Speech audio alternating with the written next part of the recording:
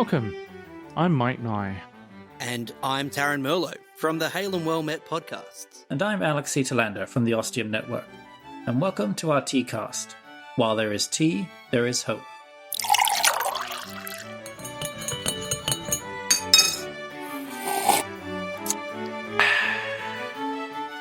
Welcome to our second episode of our Tea-Cast. While there is tea, there is hope. I wanted to start off by explaining the name for this show, because I realized I forgot to do it in the last episode, in our first episode, which seemed like a logical place for it. It seems kind of obvious, the name, While There Is Tea, There Is Hope, because I was going for a positive, happy, inspirational podcast about tea. But I also was partly inspired by a fridge magnet I have with those exact words. So it was partly seeing that fridge magnet and also our discussions about tea that led to the genesis of While There Is Tea, There Is Hope. We're also trying to make this a little more of a fun episode. Not that our first episode wasn't fun, but it was very history and discussion heavy about the history of tea and a lot of the social ramifications of that. And we're looking at a plan of doing alternate episodes where we'll do a kind of history heavy episode and then be doing a more lighter, fun episode. And the goal is to make it a shorter episode, since that last episode was well over an hour. And the goal had been, I think, for 20 minutes. So we'll see with this one if it's going to be shorter or not. Again, I'm thinking in the 20-minute range, but we'll see how much we have to talk about. And that leads me to introduce one of our other hosts. Last time we had Tarran. He couldn't make it this time. And now we have Mike Nye. Say hi, Mike. Hi, Mike. Hi, everyone. And Mike, what are you drinking? I was going to say this evening for me, but it's morning for you. It is morning for me. I'm drinking a tea by T2, and it's a Japanese, what they call a GMC Sencha tea, which is basically like a savory tea. It's a green tea, and it has like, it's almost like puffed rice. Like, do you guys have rice bubbles in America? Like bubble tea? You mean? No, like the breakfast cereal, like rice bubbles, puffed rice. Rice Krispies or whatever, yeah. Yeah, it's kind of has like puffed rice in it, which gives it like a bit of a like a savory flavor, like a it's really nice. I recommend trying it. I think I sent you a little sample. You did. I haven't tried that yet, but I'm looking forward to it now, especially with this. It's a little intimidating to see rice in tea, but now that you explain it, I know, it makes more sense. No, it's very nice. Yeah. What are you drinking? I am today drinking the Simple Peach Black Peach Black Simple. I can't remember what it's exact name from my Simple Tea subscription service. So I'll probably be doing for another month or so, and then taking a break because they send me 4 teas every month, and I haven't even tried any of the new ones yet. Yeah, that's a lot of tea to get through. It is. I mean, they're just little sample packets, but still. Yeah. But yeah, this is the Simple Peach Black that I actually did get in the first sample, and I liked so much I ordered a larger amount of it, which I now enjoy. Oh, cool. And it's got papaya in it and stuff like that. It'll be one of my eventual tea recommendations, so I'll go into more depth then. But I was just thinking, since we're on vastly different time differences here, one of the nice things about tea, possibly over coffee, is you can drink it anytime. Yes, you can. I mean, tea is still caffeinated, but like I've never had that problem where, you have a coffee in the evening and then you have trouble sleeping. I've never had that with tea, right? So I don't know, maybe I'm certainly no scientist, but maybe the amount of caffeine is less, or maybe there's other chemicals. Well, I think I know with my wife, she's had different teas where she knows not to have them at a certain time because they will wake her up or whatever. Some of the other ones... feels like maybe the English breakfast or the stronger ones have a more kick to them over other ones. Yeah, for sure. I don't think I'd have an English breakfast at night time. Yeah, for sure. I usually don't care. Yeah, whatever I feel like, and I just mentally think of it more as a relaxing thing than a caffeine thing that I needed to get me going. So since we have you on here, Mike, for the first time, let's give a little bit of background on you. What's your history with tea? Can you remember your earliest memory of drinking tea and getting into tea, and any other memories and anecdotes related to tea? Yeah, sure. I mean, as an Australian, certainly back when I was a kid in the 80s, tea was well, it seemed to me anyway, to be much more popular than coffee. Certainly, like choices back then. I mean, maybe we were just like, poor and I didn't realize it, right? But the choices seemed to be you could have like, Nescafe instant coffee, or if you're really posh, you would have like one of those French presses.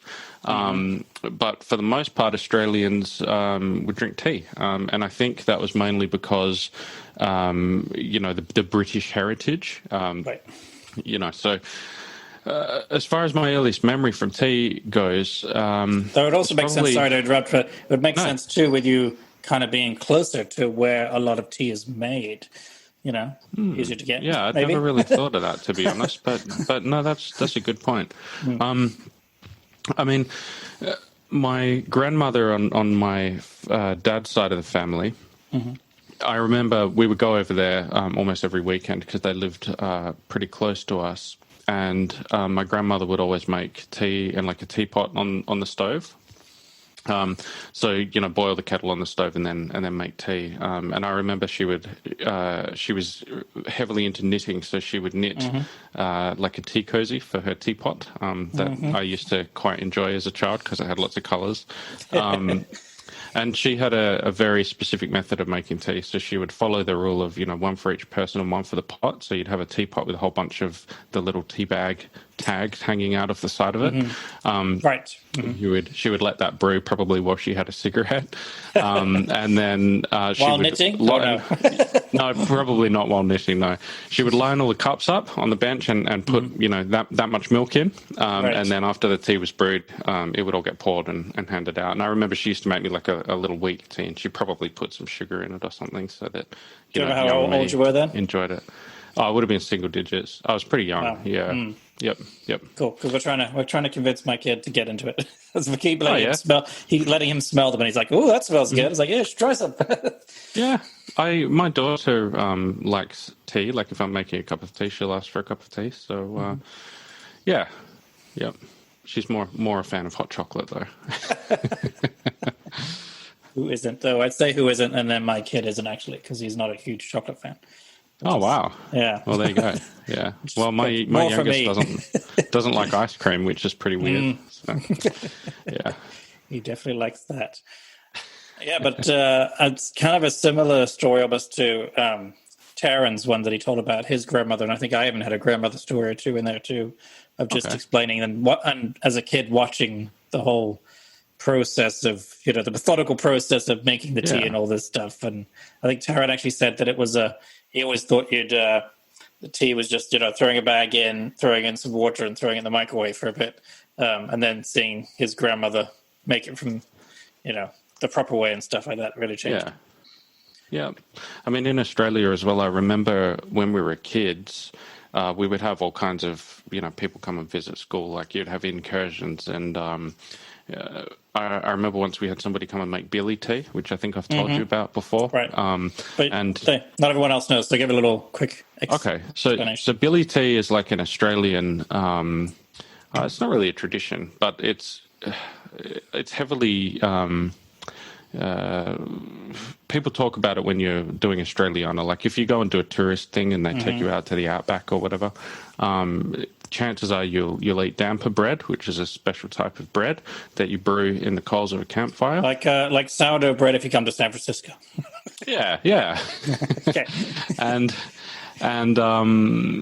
they will also make billy tea, and the way to make billy tea is you have your billy, which is basically a glorified paint tin that you fill up with water and sit on your campfire. And once that's boiling, you add your tea ingredients to it. So whether that's actual tea or whether that's eucalyptus leaves, which is what they probably would have used, back in the day. And then they have a very interesting and highly dangerous technique of steeping that tea. And I suggest you look it up on YouTube if you're listening and you don't know what this is. Yeah, we'll link it in the show notes, definitely. Yeah, but they basically hold the billy in one hand, and then if you can imagine basically swinging it forwards and then backwards in like a wide arc over their head, so that the centrifugal force holds the water in the tin.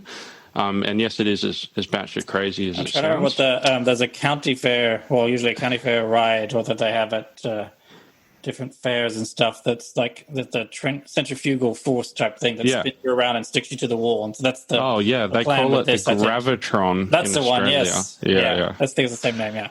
But that's the Like that, essentially but the process vertical. with this, yeah. And then you pour that out, and you would drink your Billy tea and eat your damper and whatever else was on the menu. So How do you I remember a avoid demonstration. getting the eucalyptus leaves in the tea, or is that supposed to be in the tea? No, you put it in the tea, and the eucalyptus leaves. So what you mean when you pour it out? Mm-hmm. Well, they're quite large, so I guess you would just pull it out. Yeah. Maybe the lip of the paint can is the key to holding everything. Possibly. Yeah. And have you tried Billy tea? I probably have, maybe when I was a kid, but I don't think it would have been with eucalyptus leaves. It probably would have been with tea because, I certainly don't remember drinking eucalyptus leaf tea anyway.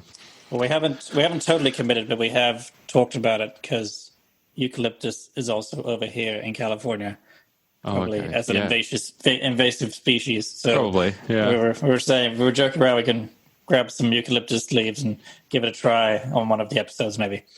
Yeah, we'll definitely have to do that, I think. Yeah, for sure.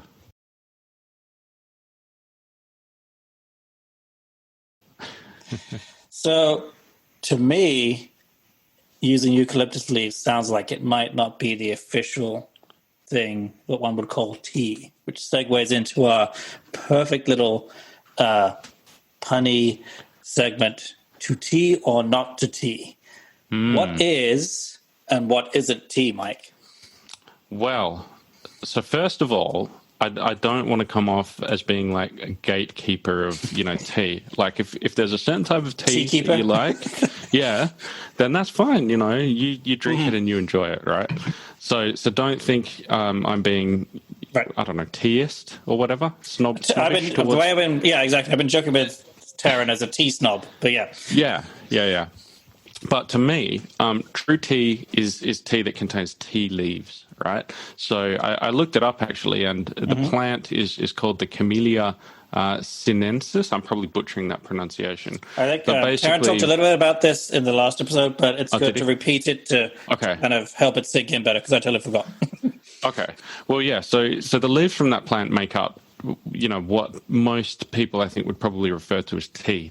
And then if you think of a continuum, like a horizontal line, I think at one end you've got true tea, and at the other end you've got Nesquik, right? So do you have Nesquik in the States? Yes. The chocolate stuff, right? Yeah, pretty much. Flavored milk. Let's say flavored milk. That's right, yeah. Right. Or Ovaltine or something.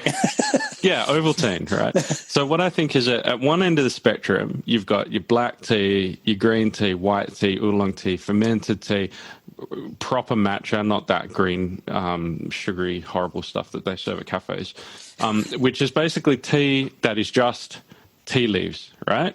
Right. And then I think you start adding stuff to tea that's natural. And I reckon that's things like Earl Grey, where you add bergamot, things like, tea that might, like masala chai, for example, which is like tea, but then has spices added and things like cardamom and cinnamon and stuff, yeah. And then I think you move into the herbal teas that technically don't contain tea, so you'd probably call them a tisane, which is still natural things like maybe, lemon and, what Tarran was drinking the other day that I can't remember, and things like that.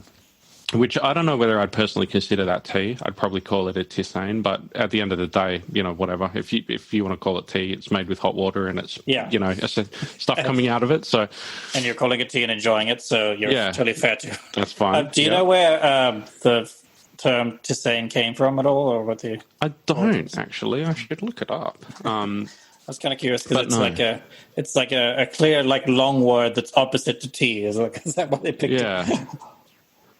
I mean, it just says, I'm having a quick look now, it just says herbal teas, less commonly called tisanes, but it doesn't really tell you where the word comes from. Oh, also, we're pronouncing it wrong. I think it's tisane, according to thekitchen.com. Free plug there. Send us a check.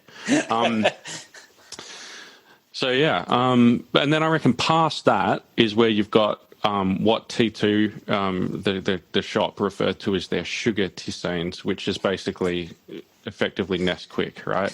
Like I think I sent you one earlier, and it was actually I got a like a marketing email from them today. Let me just bring this up and read you.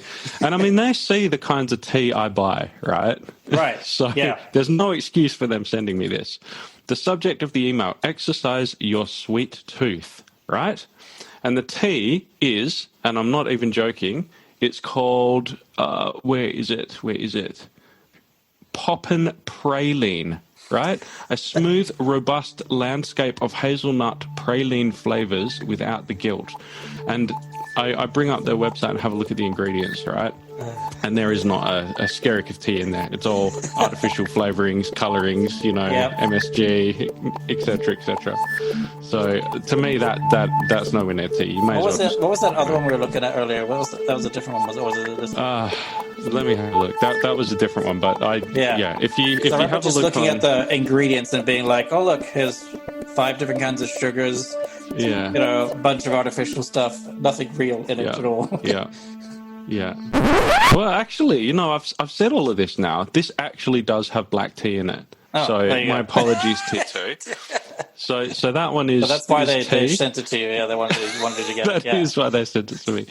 But I'll try and find that one I sent you earlier. Where is it? I should have had it up already. This is terrible podcasting. Turkish apple cinnamon instant tea. So first of all, the fact it says instant, I guess, is a dead giveaway. But much like instant coffee, instant anything. when the number one ingredient for a tea is sugar, I think it's no a longer warning sign. Yeah. Yeah.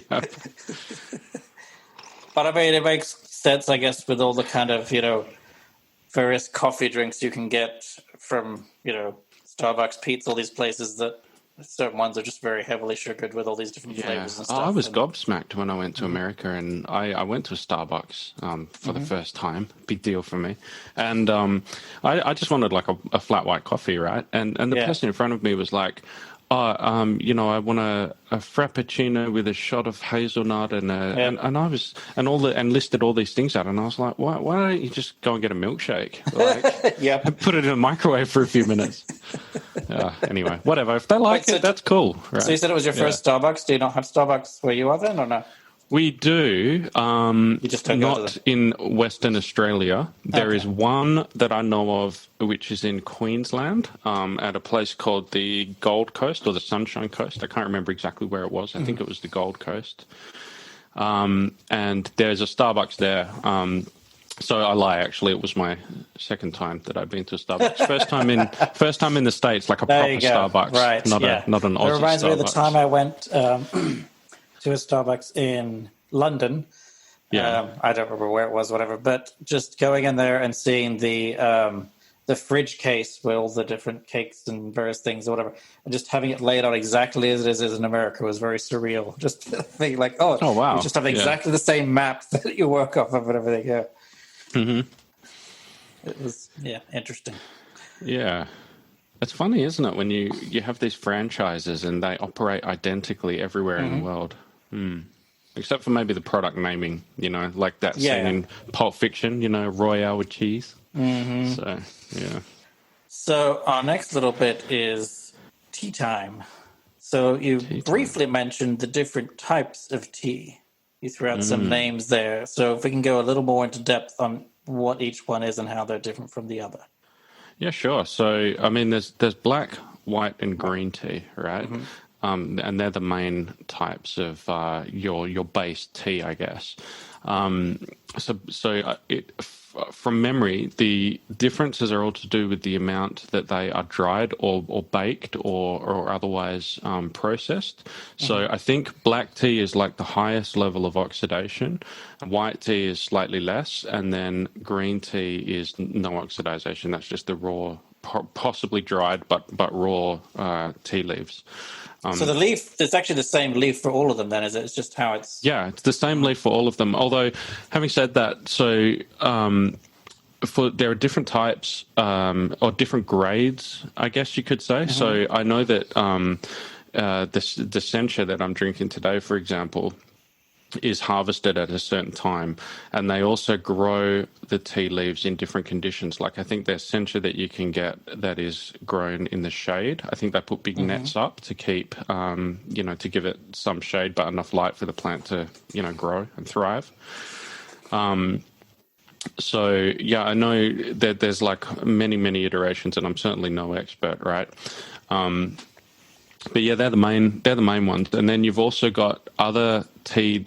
I guess I'm calling them tea. I guess they're not really tea based on our previous discussion, but things like I think it's rooibos. I don't know how to pronounce it properly. Rooibos, which is a different plant, but people still make it like tea, and I guess it's accepted as tea. Then you have things like chamomile tea, which is chamomile instead of tea, and chrysanthemum tea, things like that, basically. And I don't know if you know off the top of your head, but rooibos, because I know it's usually from Africa, isn't it, too? Yes, it's from an African plant, and I think one of its main selling points is it's not caffeinated at all, or very lightly. I can't remember. Yeah. I'm sorry, I'm not a very good interviewee today. Interviewer. Yeah. Just break it down some basics, which puts it on. Yeah, because I always thought it was more just different types of leaves, but hearing it's all basically how you prepare that same leaf. Much like it reminds me a lot, surprisingly, of wines, and how you do what type of grape it is, how it turns out that particular time, definitely. and how you prepare it and do all the things with it. Yeah. Yeah.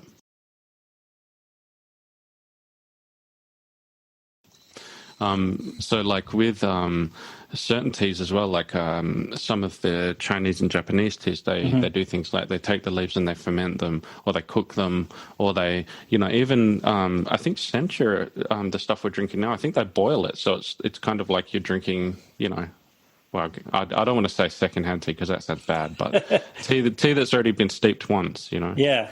Yeah, that's right. I mean, there's really no limit to the various things you can do to it to kind of try something new and different. Yeah. Yeah, that's right. Explains why there's thousands of different kinds of tea. Mm-hmm. But yeah, the main, and that's quick. The main differences, I think, is the level of oxidization of the tea leaves, and then what is done to those tea leaves. Right. Mm-hmm. Yeah.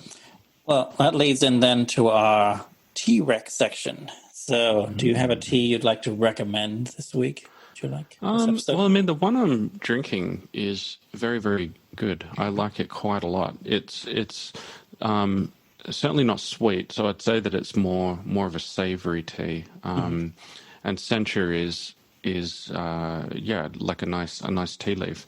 Actually, one of the things that might be worth checking out if you haven't is in the green tea family that sencha is from, there is a tea called matcha.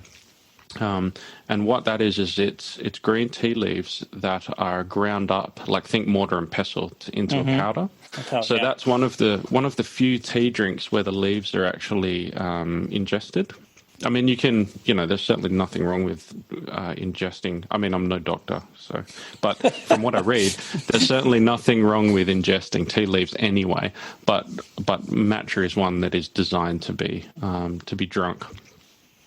Some cafes will have, how you can get a chai latte, which isn't really tea. It's kind of like they're delicious.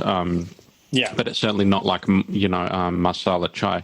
So in the same way, some cafes in Australia have like a matcha green tea latte, which is probably more towards the Nesquik side of things. I think it does still have tea in, but it is very sweet. Matcha is actually pretty big over here, especially I think in California, and I think it skews more to the actual type of stuff. Okay. I'm just trying to look up. Trying to find out what the company is. They're in the town where I work. They're headquartered there, and I'm trying to what their name is. That their specialty is matcha tea. I don't know if it's going to cool. find it though. But so for the tea you're having now, for example, have you done anything extra to it? Have you added sugar or milk, different things, or just Nothing. I just drink brewed that it one straight. Yeah. I don't know whether it would be nice with milk. Maybe I should go and get some and try it. Maybe towards the end of the pot, I'll give it a try. But because it's quite savory, I tend to want to add milk to tea that's not as savory or maybe slightly sweeter. Like I will drink the French Earl Grey tea black, but I like it with just a dash of milk. But this green tea, I'm not sure whether milk would go with it. Yeah, I'll have to try it and report back. If we're still recording when I'm down to my last... Just checking the teapot here. When I'm down to my last cup, I'll go and get some milk and try it and let you know. Now, I haven't had too much matcha, but I always think of it as kind of bitter. Is that correct or no? Well, I think it does have a little bit of bitterness, but it depends what you get, right? Like if you get the matcha lattes that the cafes do, it's quite sweet, like a chai latte, so where I think they've taken the original thing, like the spiced chai tea or the matcha tea, and then they've turned it into a new type of drink by adding sugar and other stuff to it, and prepare it with like hot milk instead of water, more like a coffee, like a latte or something like that. And I've certainly had those, and they're very nice. But I think that it's more of a flavored milk thing than a tea thing. For sure. I did find it, and it turns out I've totally messed up the word. So it's actually I was thinking of yerba mate. Oh, what is that? Which is, I think, it's a different. Again, I don't have to do some research on this, but I believe it's a South American type of, I don't want to say tea, but it's type of ingredient kind of thing. I see, yes. And so the company, Guayaquil is the company that ships all over the world and everything, and they're headquartered where I work. You probably pull up real quick, see a little thing. Yeah, looks like yerba mate. Yeah, exactly. I see. I think there might be an accent. Oh, they've been around for a while. Yeah. Oh, you can get it in cans. Hey, that's pretty cool. Yeah. Well, they have, and it's a lot of they have a lot of, because I know particularly because as a mail carrier, when I'd ever have to deliver an express package to their office, and you go up there and have them sign for it, they'd say, grab a free tea from their refrigerator case. Wow, that's really nice of them. So I'd get to try all these different, like pomegranate and peach and just different things, Yeah, okay. So is yerba mate, is it tea or is it like rooibos? It's a plant species of the holly genus Ilex, native to South America. Yeah, okay. Interesting. Mm-hmm. So it is a similar kind of different, I mean, again, it's not the long word you said at the beginning when we were talking about tea. An infusion, maybe? I don't know. What would you call it if it's not tea? But I mean, it's different leaves, so totally, the fact that they called it, this one particular leaf is the only thing that could be called tea, made it all. I mean, that affected things. Whereas now you have rooibos and different other leaves and plants that you can use, even your eucalyptus, to make a similar sort of. Yeah, because me, tea always meant leaves steeping in water to make a particular brew. Yeah. But that's what I remember as being a little bit of a bitter aftertaste and stuff. Yeah. Okay. And so, and it's supposed to be healthy or something like that too. So that's why it's big over here in California.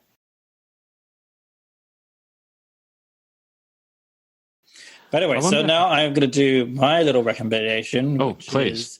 What are you recommending? The T2 Sydney breakfast, which I thought about having tonight here, but then I thought it'd be a bit cheap to be talking about it at the beginning and then recommending it later on. So, well, that's what I've just done. But then you also talked about a different one too. This is true. Yeah. And it's our second episode. We got a lot of teas to get through. So, but I wanted to go back to this one. So it's the T2 Sydney breakfast. And when I was looking at the website earlier, it's a very good tea. They do have it blazoned across the top that if you do an order over $35, you get free shipping, which is pretty good. Even to America? Yeah. Oh, wow. specifically to the United States. It says, it's right at the top of the page there. This was free the one delivery for US orders. You sent me. I think it was one of the first ones you sent me. And it's let's read the little description. Bright, fresh, and bold, this is the character of Sydney in a tea. A warm, full-bodied breakfast tea blend with a delicious hint of bergamot to send your senses sailing around the harbour. Very good. Now, I did try that one, and then you had which you'd also said it was the French Earl Grey. And I think I talked a bit about this before. I found the French Earl Grey being a little too perfumey for my liking, whereas this, and I was thinking about it today, because it's called the Sydney Breakfast, it kind of has the strength of like an English breakfast, a lot stronger, I find, too. Yeah. You can make it. And it talks about how it only has in the ingredients or a little bit of bergamot, not a lot of it, sort of think compared to your regular Earl Grey. But I find it's just the right balance of having a really nice, strong, a strong black tea that has the hint of bergamot around it. So it's always my go-to that I enjoy. Yeah. No, for sure. That's a good one. I've got that on my bench in the kitchen as well, and we have that quite often. It's funny because we got quite a few of their, city breakfast teas that they have, because they have like a Melbourne breakfast and all this sort of stuff. And I think basically they're just varying degrees of Earl Grey, right? Right, yeah. Again, it's your level of... I don't know how much they're varying with the black tea. I mean, well, if it's Earl Grey, would it be prepared the same way, the actual tea leaf? Yeah, I think it's a black tea. So, I see what you mean. I'm not sure. Maybe they bake it for or dry it for a different amount of time. It's hard because when you look at ingredients, they don't actually tell you. Like this just says black tea and natural bergamot flavor. But to me, it's clear that this over like the French Earl Grey.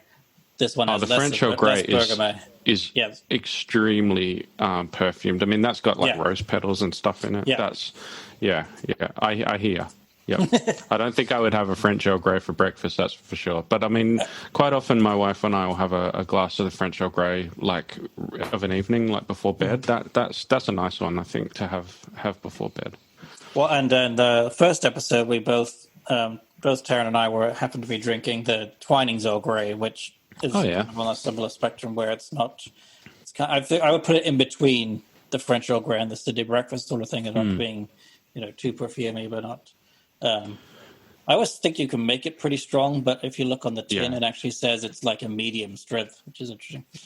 Yeah.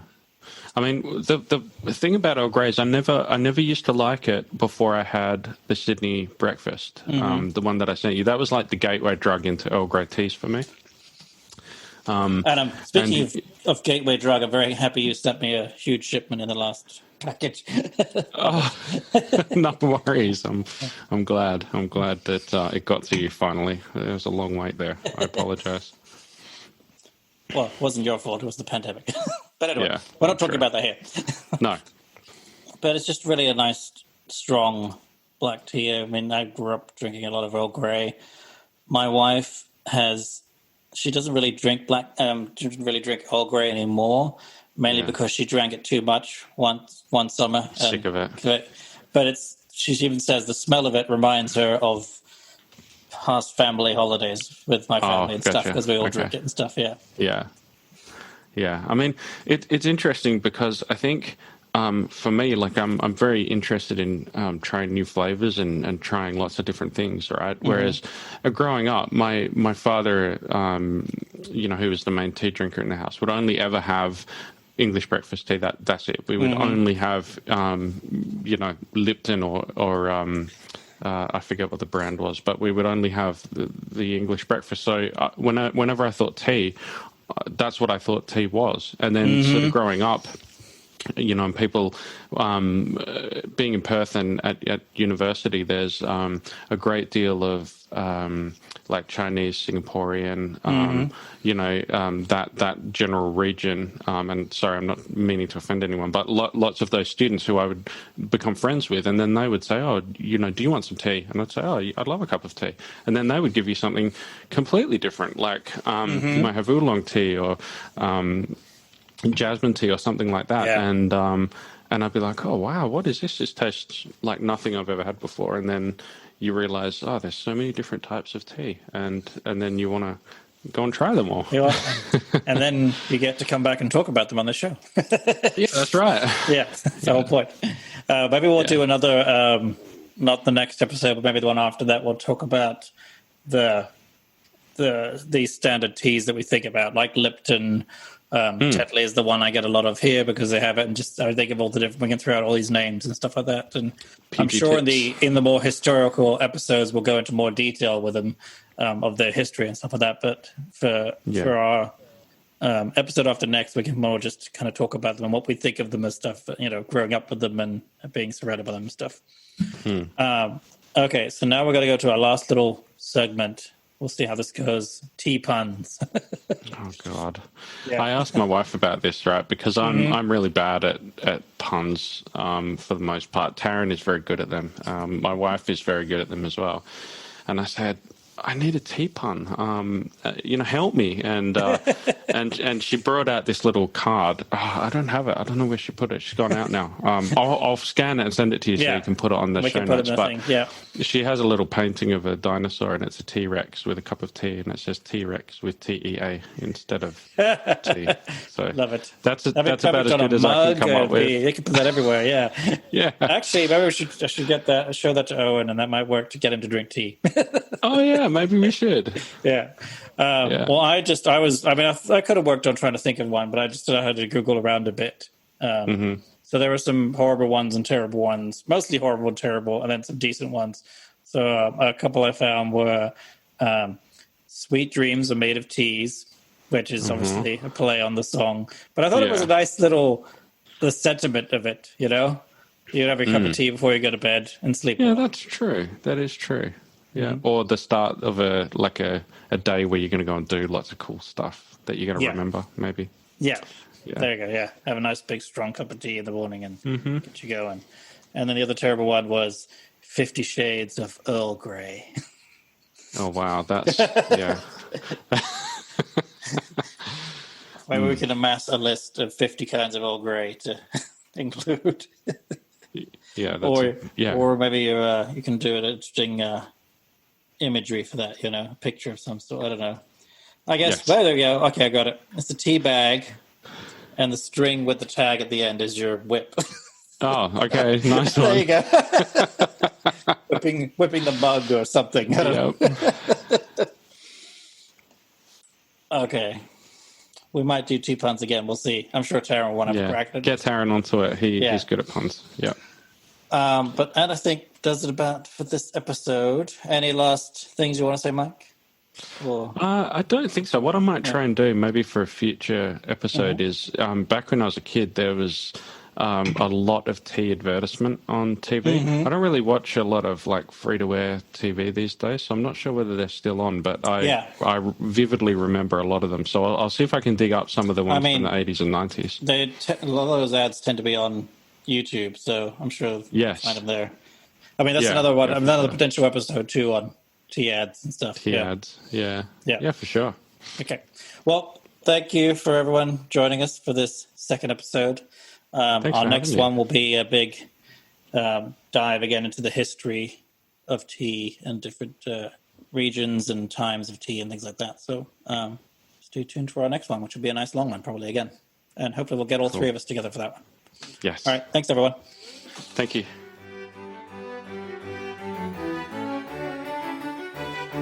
Thank you for listening to While There Is Tea, There Is Hope.